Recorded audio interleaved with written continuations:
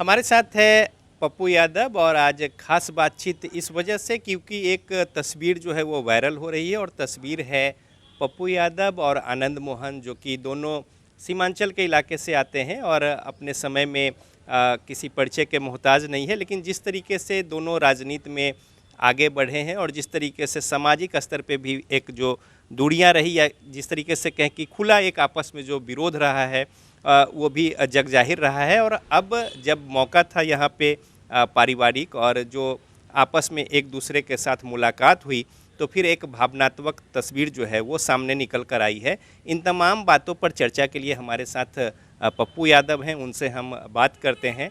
पप्पू जी, पहले तो बहुत स्वागत है आपका। जिस तरीके से अगर सीमांचल की राजनीति की बात करें या फिर आप भी जिस तरीके से विधायक बने या फिर आनंद मोहन भी, फिर एक तरीके से कहें कि बीच में अदावत सी थी और एक लंबा अगर विचारों का अगर कहें वैचारिक संघर्ष जो है वो भी देखने को मिला। और बिहार की राजनीति में और तमाम सारे जो उस समय के जो युवा थे, आपके भी एक बहुत प्रशंसक और एक गोलबंदी थी लोगों की, उनकी भी एक अलग गोलबंदी थी लोगों की। तो आखिर ये क्या कुछ वजह था और अब आज जो ये मिलन हुआ, जो तस्वीर वायरल हो रही है, तो ये पूरी बातें जो हैं ये किस तरीके की तस्वीर है? नहीं, पहले तो आप समझिए कि व्यक्तिगत और पारिवारिक कोई विवाद नहीं था कभी। जो आजकल पर्सनल लेवल पर अर्थ को लेकर, किसी ईगो को लेकर के या मैं को लेकर के शोक कभी कुछ नहीं रहा। आनंद मोहन जी हमसे 13-14 साल बड़े हैं। जेपी मोमेंट में वो थे, वो भी फ्रीडम फाइटर फैमिली से हैं। हम लोग भी फ्रीडम फाइटर और बड़े किसान, बड़े ज़मींदार परिवार से हैं। और कोसी, सीमांचल, मिथिलांचल का जो राजनीतिक परिवेश रहा है शुरू से, वो कंप्लीट रूप से सामाजिक न्याय, सामाजिक व्यवस्था, समाज में जो जिसको आप दबे कुचले कहते हैं, गरीब कहते हैं, middle class, lower middle class, upper middle class, उसमें जो नेतृत्व की भूमिका थी कर्पूरी जी, कर्पूरी ठाकुर जी, उसके पहले बाद में, उस भूमिका में जब भी कभी सामाजिक संघर्ष हुआ तो यादव की जो भूमिका रही है वो बहुत बढ़ चढ़ के रहा है। समाज के कमज़ोर गरीब तबके को लेकर के जो एक बड़ा संघर्ष में नेतृत्व करने की जो भूमिका रही वो यादवों की बहुत अत्यधिक रही। वो भले ही सत्ता आने के बाद वो भूल गए अपने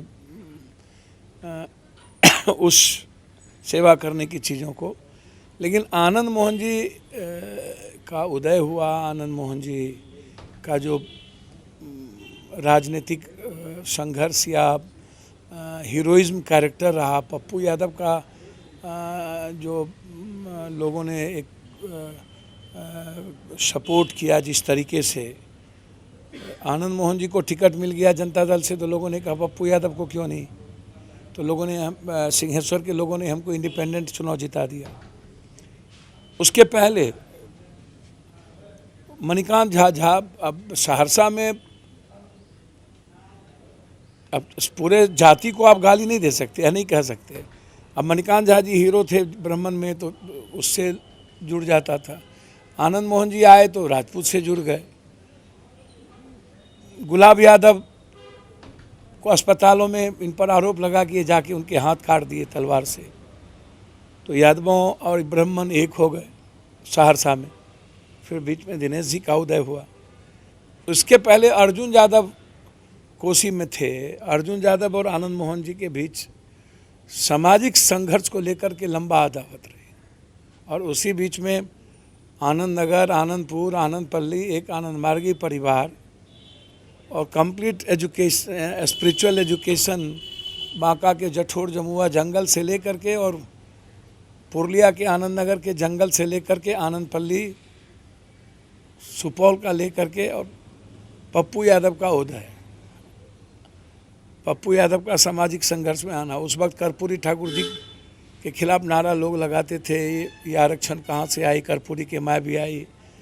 उस वक्त जगदेव बाबू, जो जिसको हम लोह पुरुष कहते हैं, स्टालिन भी कह सकते हैं, कुछ भी कह सकते हैं। वो नारा हमको याद है, अब की बारी भादों में गोरी कलाई कादों में, सामाजिक संघर्ष बढ़ रहा था। तो उसी बीच कोसी सीमांचल में भी सामाजिक संघर्ष प्रकाष्ठा पर थी, और उसमें अर्जुन यादव जी का आना, फिर पप्पू यादव का आना, और अर्जुन यादव की हत्या हो जाना। हत्या के बाद कोसी सीमांचल में एक अकेला पप्पू यादव का इस बीच में उदय होना, और पूर्णिया और मधेपुरा कोसी के जो लोग जिस तरीके से 91 में हम पूर्णिया में एमपी हो गए, तो 83 में हम खुर्दा से मुखिया नॉमिनेट किए थे निर्विरोध, तो सुप्रीम कोर्ट का रोक लग गई।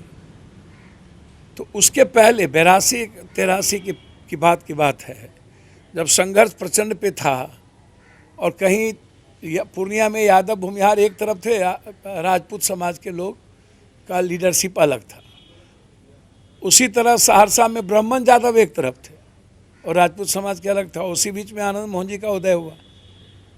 एक अच्छे परिवार से जो जेपी मूवमेंट में थे, वहाँ हीरोइज्म कैरेक्टर हो गया, तो चीज़ें सामाजिक संघर्ष में चली गई। और धीरे धीरे आनंद मोहन जी का इसी सामाजिक संघर्ष से राजनीतिक हो गया, चंद्रशेखर जी के नज़दीक अन्य, और चंद्रशेखर जी के साथ राजनीति करना, और फिर लगातार आनंद मोहन जी को उस वक्त जनता दल से टिकट मिल गई। तो वैचारिक और सामाजिक संघर्ष की अदावत थी। ये भी एक्सेप्टेबल है कि कई बार घटना घटित हुई, कई बड़े लेवल पर घटना घटित हुई। कभी शरद यादव चुनाव लड़ रहे थे मधेपुरा से, तो आनंद मोहन जी के कारण एक मर्डर हो गई, काउंटरमाइंड हुआ। यादव गैर यादव चुनाव करने की परिस्थितियां इन्होंने पैदा की, और खुलेआम जाति को गाली देना का प्रवृत्ति शुरू हुआ। तो उसी बीच में फिर पप्पू यादव एक्सेप्टेबल हो गए। उस समय ऐसा दौर देखने को मिला कि एक काफिला चलता था, बिल्कुल पप्पू यादव हो, आनंद मोहन हो, आपस में एक अदावत सी थी, एक तरीके से सामाजिक स्तर पे भी चीज़ें जो है उस तरीके की थी। तो एक तो ये है कि आखिर क्या कुछ वजह थी, चूँकि आप भी स्टेबल हो चुके थे और उनकी भी एक पहचान जो है 90 के दौर में अगर हम देखें तो कमोबेश स्थिति जो है, बीपीपा हो या फिर जो भी हो, वो भी अपनी एक मजबूत पकड़ बना चुके थे, और आपके भी ग्राह्यता जो थी उस क्षेत्र में थी, कई पार्टियां थी। बिल्कुल बिल्कुल। लेकिन अब वो क्या परिस्थितियां थी कि ये जो 10-15 साल का 90 से अगर हम बात करें वो, और फिर उसके बाद ये जो तस्वीर आई है। नहीं, आप उसके पहले सामाजिक संघर्ष की बात मैंने आपको बताई कि उस इलाके का जो सामाजिक परिप्रेक्ष्य रहा है, मैं वो बात, जैसे आप मिथिला में आइएगा तो ब्राह्मण गैर ब्राह्मण का सामाजिक संघर्ष रहा है। आप आ जाइए गोपालगंज, तो वहाँ ब्राह्मण भूमिहार के सामाजिक परिवेश का, अब कुशवाहा भी आ गए। औरंगाबाद आइए तो राजपूत गैर राजपूत आ जाता है। वैशाली पप्पू जी होना तो ये चाहिए ना कि जो समाज के जवाबदेह लोग हैं उस संघर्ष को पाटने का काम करें। हम लोगों ने वही किया ना। हम पर्सनली, मैंने आपको क्या कहा, पूर्णिया में सभी जाति धर्म वर्ग के लोगों ने पप्पू यादव को, हम अकेले एमपी तो बने नहीं, यादव तो वहाँ था नहीं। यादव तो 1.25 लाख 1.5 लाख 2 लाख यादव थे। सबसे ज़्यादा मुसलमान और दलित थे, और उसके बाद भूमिहारों ने सबसे ज़्यादा हमको वोट दिया, ब्राह्मणों ने सबसे ज़्यादा वोट दिया। चूँकि वहाँ देखिए, बिहार का और भारत का एक सच है, इसको आप झुटला नहीं सकते हैं। आप साउथ में चले जाइए तो लिंगायत बोक लिंगायत, कहीं और चले जाइए तो दलित गैर दलित। पेरियार, बाबा साहब अम्बेडकर, सावित्रीबाई फुले, संत रविदास, वाल्मीकि से लेकर के अभी तक आप भगवान परशुराम जी के बारे में देखिए, उसको भी लोगों ने, भगवानों को तो आप जाति में बांट दिए हैं ना भाई। डोम, जब हम पैदा होते हैं तब भी डोम की ज़रूरत है, मृत्यु के वक्त भी डोम के पानी की ज़रूरत है, और सबसे ज़्यादा तिरस्कृत डोम ही है। आज ना नर्स हो गया, लेकिन हमारे बाप दादा के समय नर्स कहाँ था? चमैनिया, चमैन कहती थी, चमैन माँ आएगी तब बच्चे पैदा होंगे। तो आज भी चमार को हम सबसे ज़्यादा तिरस्कृत करके रखे हुए हैं, अपेक्षित है। तो सामाजिक संघर्ष कोई आज की बात नहीं है, ये लगातार फ्रीडम, आज़ादी, और जिसकी लाठी उसकी बहन, जितनी ताकत राजनीतिक, सामाजिक, आर्थिक ताकत में कमज़ोर वो बढ़ना चाहे हैं। ये राज कवि दिनकर, नागा अर्जुन, विद्यापति कवि जैसे लोगों ने इस बात की बात इस रचनाओं को रचा है, कहा है कि आप दबा नहीं सकते हो, जब ये उठेगा।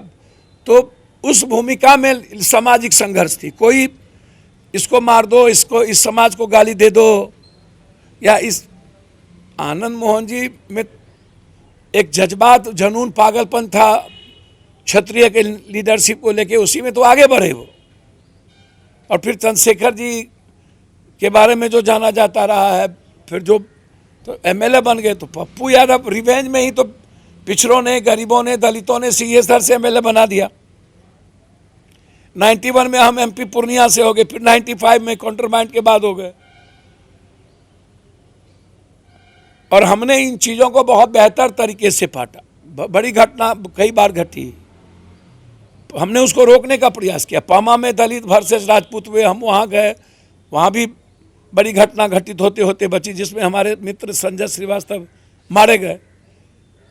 शरद जी लड़ रहे थे, पूर्णिया के भगा में भी बड़ी घटना घटित होते होते बची। हमने प्रयास किया था कि हम, जबकि वहाँ नहीं थे हम, कि उसको रोकें। हम डायरेक्ट, हम और आनंद मोहन जी के बीच कभी भी गाली गलौज और कभी भी कुछ नहीं हुआ आज तक, आप पता कर लीजिए व्यक्तिगत तौर पर, न सामने। हाँ, वर्ग और वर्ण व्यवस्था के बीच में जब वर्ग और समाज की बड़ी बारी आती है तो समाज दो भाग में बढ़ जाता है। उस वक्त आरक्षण के समय बैकवर्ड फॉरवर्ड पूरे कंट्री में हुआ। तो आप जब अपने राइट्स और अधिकारों के लिए लड़िएगा तो कुछ चीज़ें बदलाव तो होगी, वो तो आता रहा है सदियों से इसका, और आज भी होगा।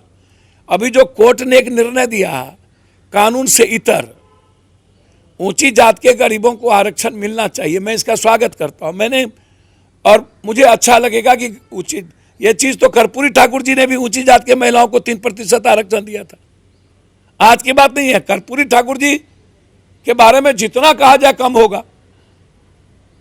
बाबा साहब अंबेडकर ने भी कभी बाइफर्केशन कानून बनाने में ऊंची जात को नहीं किया। और आज आप संविधान से इतर, जब सामाजिक और शैक्षणिक आधार था तो आर्थिक आधार ले आए। चीफ जस्टिस ने इसको, इस वर्डिक्ट को कहा है। हम आज यदि इस बात को लेकर के देश भर में चले, आप जाति जनगणना कराते नहीं हैं तो जाति जनगणना के बाद ना आप आर्थिक आधार चुनिए, तो आप कराइए। और जो 69-68% आरक्षण दिया है तमिलनाडु में, तो आप दीजिए उसको। 10% यदि ऊंची जात को हम दे रहे हैं तो ओबीसी अत्यंत पिछड़ा को 69% दीजिए। तो यहाँ जब बातें आएगी तो समाज बढ़ जाता है, तो फिर कोई ना कोई नायक और हीरो पैदा होता है। तो उसी में आनंद मोहन जी भी और पप्पू यादव का भी उदय हुआ। और हमारा कोई व्यक्तिगत अदावत कभी नहीं थी। सामाजिक आधार पर, आज भी वैचारिक आधार पर विवेचनाएं हो सकती है, अलग अलग विविधताएं होगी, मतभेद हो सकते हैं, विचारों के मनभेद नहीं होगा, मरते दम तक नहीं होगा। पप्पू जी, अब ये जो तस्वीर है, इस तस्वीर के बाद अब क्या मायने आगे एक बात मैं राजनीतिक बहुत तौर क्लियर पे बता दूं। निकाला जाए? फिर मैं कह रहा हूं कि मैं हमेशा से कोसी सीमांचल, जो आज़ादी के बाद पटना दिल्ली में जिसकी सरकार बनी, उसको अपेक्षित रखा। गरीबी सबसे ज़्यादा दुनिया में बिहार, और बिहार में सबसे ज़्यादा गरीबी सीमांचल, किशनगंज, अररिया, कटिहार, सुपौल, 18-19 जिले हैं जिसमें सबसे ज़्यादा जिले सीमांचल कोसी के हैं। सबसे ज़्यादा पलायन, सबसे ज़्यादा बाढ़ मिथिला कोसी सीमांचल, सबसे ज़्यादा आर्सेनिक और आयरन पानी, सबसे ज़्यादा कैंसर, टीबी, सब कुछ। तो हम शुरू से, मेरा फोकस रहा, जबकि उस इलाके में कभी कुर्सेला स्टेट, कभी मोल सिंह स्टेट, कभी मोहम्मदिया स्टेट, कभी गरबनेली स्टेट, कभी चंपानगर स्टेट, कभी मुरहो बंडल परिवार, कभी ललित बाबू जगन्नाथ मिश्रा इलाका, लटन चौधरी सब में थे, कभी चौधरी सलाउद्दीन साहब, समीरी बख्तियारपुर, कभी लालू जी, कभी शरद जी, और अब नीतीश जी। लेकिन एक बार भी सीमांचल, कोसी, मिथिलांचल के बारे में हमारी सारी फैक्ट्रियां बंद हो गई, कोई नई चीज़ नहीं हुआ, जूट खत्म हो गई, मखान खत्म हो गया, मक्का खत्म हो गया, दूध मधेपुर की फैक्ट्री बंद हो गई, दालचीनी मिल बंद हो गई, मधुबनी का सारी फैक्ट्री बंद हो गई, किसी की नज़र आज तक नहीं गई। और हम हमेशा इस बात को लेकर आनंद मोहन जी से उम्मीद भी, अपेक्षा भी रखे। बीच बीच में वार्ता भी होती रही। हमारी पहली मुलाकात एक बार है, एक बार मेरे घर पे चले गए थे, पिताजी से मिल लिए। पिताजी ने कहा कि वो तो है नहीं, लेकिन आपको इतना ही शौक है लड़ने का तो आपको यहां नहीं आना चाहिए, अपने आप सी। कई अदावतें हुई, लेकिन हम मिलते भी रहे उसके पहले। लेकिन जीत के आने के बाद हम दोनों आदमी 90 में मिले, सदन में मिले। सदन के बाद कई ऐसी वाकया होती रही, वारदात होते रहे। वो भी कई दल बनाए, हमने भी कई, वो भी कई गठबंधन के साथ गए। हम लगातार अकेले संघर्ष करते रहे। 83 से लेकर आज मेरी उम्र 57 में अब जाएगी, 60 में 3 बाकी, और लगातार लोगों के बीच संघर्ष। कोई व्यक्ति जाति के आधार पर कह दे, रेमडेसिविर हो, पानी हो, वाटर हो, सबसे ज्यादा ऊंची जात पटना में लाला से लेके सभी लोग, सब मेरे लिए घर, ऑक्सीजन से लेके रेमडेसिविर, सभी परिवार। घटना जहां घटे कंप्लीट पप्पू, चाहे जिस जात का लोग हो। तो आप हमको नहीं बाइफरकेट कर सकते। लीडरशिप का उदय ही इस कंट्री में जाति के आधार पर हुआ। लालू यादव जी, भूरा बाल या अन्य चीज, ये सब चीजें जब आई, आप याद करिए, फिर धीरे धीरे माय पर समट गए। अब आप A to Z बोलते हैं, कभी कुछ बोलते हैं। हम तो कह रहे हैं कोई A to Z, हमारा आचरण भी दिखना चाहिए सभी चीजों से। तो आनंद मोहन जी या शहाबुद्दीन जी चले गए, शिकार हो गए राजनीति के, लालू यादव से। मैंने हमेशा शहाबुद्दीन जी, आनंद मोहन जी या और भी कुछ लोग हैं थे जिनको लेकर, तस्लीमुद्दीन साहब था, हम तस्लीमुद्दीन एक होकर के सीमांचल में काम भी किए। जब तारिक अनवर जी को लोगों ने अलग कर दिया तो हम तारिक अनवर जी के प्रचार करने भी गए हमेशा। लेकिन जो बड़े बुजुर्ग, बड़े लोग, नेता लोग थे, वो नहीं चाहते थे पप्पू यादव का उदय। और आनंद मोहन जी को जो सजा हुई, मैं परिस्थिति जन आनंद मोहन जी ने कोई ऐसा बयान या कुछ नहीं दे दिया कि सजा फांसी के लायक थी। घटनाक्रम में आनंद मोहन जी भी पहुंच गए। तो मैं सिर्फ इतना चाहता हूं अब कि आनंद मोहन जी भी महागठबंधन के साथ हैं, रंजीत रंजन जी कांग्रेस में हैं, कांग्रेस के रेस्पेक्ट, और पप्पू यादव की आइडियोलॉजी बिल्कुल सर्वहारा सर्वधर्म संभव वसुधैव कुटुंबकम की। और कांग्रेस आइडेंटिटी, जो आइडियोलॉजी है, संविधान जिस रूप में है, हमेशा कांग्रेस के विचारों के साथ रहे। तो अभी तो हम लोग महागठबंधन में एक हैं, लेकिन कोशिश सीमांचल में हम जरूर चाहेंगे, और मिथिलांचल में खास तौर पर आनंद मोहन जी, पप्पू यादव मिल करके उस इलाके के डेवलपमेंट पर से बात हो, उस इलाके की गरीबी को खत्म करने की बातचीत हो। उसमें मिथिला में आप ब्राह्मण समाज के लोग हैं, उधर माइनॉरिटीज के लोग हैं।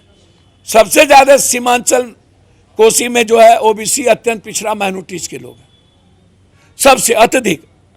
उसको 90% से आप ऊपर कह सकते हैं। दलित, अत्यंत पिछड़ा और माइनॉरिटीज। तो यानी कि अब सीमांचल और कोसी के क्षेत्र में एक नया समीकरण देखने को मिलेगा। समीकरण मत, मैंने कहा मेरी भी इच्छा है, ऊर्जा उनके भीतर भी असीम है, उम्र के और बढ़ रहे हैं, बच्चे अब MLA हैं। जैसे मेरा बेटा सार्थक रंजन प्रकृति, वैसे ही मेरे लिए वो बेटी और बेटा। अब जो न्यू जनरेशन है उसको भूल जाइए कि वो फालतू बातें ज्यादा करेगा, और न्यू जनरेशन को समय के अनुसार चलना पड़ेगा। लाइकिंग क्या है उसके अनुसार चलना पड़ेगा। और हम लोग को मिल करके, अब सच्चाई है कि इकोनॉमी पर, लोगों के रोजगार पर, जैसे पप्पू यादव एजुकेशन और दवाई पर हमेशा काम करता रहा है, बिहार के घटना पर, माफियाओं के खिलाफ हम लड़ते रहे हैं। तो कॉमन विकास, कॉमन विचार के साथ हम लोग को आगे बढ़ना पड़ेगा। और मैं अपेक्षा रखता हूं, उम्मीद करता हूं कि आनंद मोहन जी के भीतर जो ऊर्जा है, उस ऊर्जा का पूरा हम दोनों एक दूसरे के साथ कोसी सीमांचल के विकास के लिए हम लोग को आगे बढ़ना चाहिए। और मैं उम्मीद करता हूं हम लोग आने वाले समय में आगे बढ़ेंगे। बहुत धन्यवाद। तो पप्पू यादव बता रहे हैं कि किस तरीके से पूरी बातें विस्तार से और कब कब आनंद मोहन से मिले या किस परिस्थिति में आनंद मोहन इनके घर पहुंचे थे या फिर इस दरमियान जो तमाम बातें हुई वो, और अब दोनों की मुलाकात हुई है, तस्वीर जो है वो वायरल है और एक बार फिर से जो ऊर्जा है वो समाज के बेहतरी को लेके और जो सोच रही है समाज की बेहतरी और उनके आगे बढ़ने को लेकर, इन जो जनहित की बातें हैं उसको लेकर दोनों अपनी ऊर्जा को एक साथ लगाने की ओर मुखातिब हो रहे हैं। और इस मुलाकात के मायने भी जिस तरीके से बात हुई उसके अनुसार यही है और ये एक सकारात्मक पहल भी है। कैमरामैन विजय के साथ रजनीश, जी मीडिया, पटना।